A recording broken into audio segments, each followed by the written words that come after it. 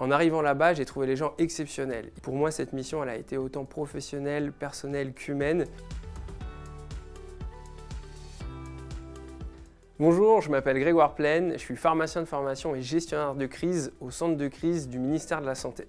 Dans la nuit du 13 au 14 décembre, le cyclone Chido a dévasté l'ensemble du département mahorais. À partir de là, à J+2, le lundi, le CCS, donc le centre de crise, décide de m'envoyer sur place en soutien aux équipes de l'ARS. Je me suis intégré au sein du département des urgences sanitaires de l'ARS Mayotte justement pour pouvoir les aider dans toutes les urgences qui avaient été provoquées par le cyclone Chido.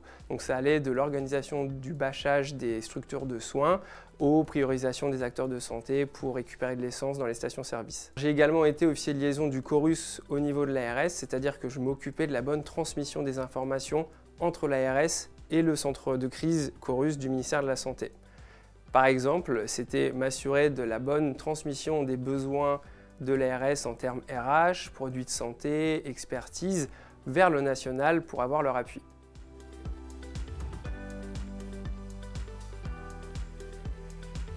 Après une crise majeure comme Chido, il fallait gérer les urgences au jour le jour, même heure par heure. Et une semaine après mon arrivée sur le territoire, on a commencé à recevoir les premiers renforts des autres ARS métropolitaines. Et là, on a pu commencer à être assez de renforts pour se structurer en cellule de crise.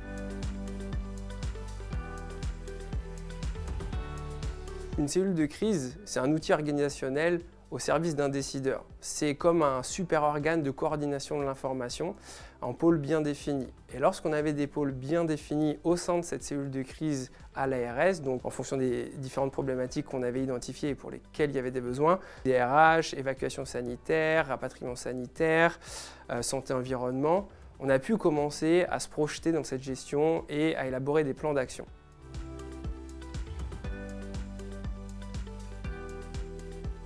On a envoyé des centaines de personnes à Mayotte et ça continue, on en envoie encore chaque semaine, des logisticiens, des gestionnaires de crise comme moi, des ingénieurs du génie sanitaire, des directeurs départementaux, etc.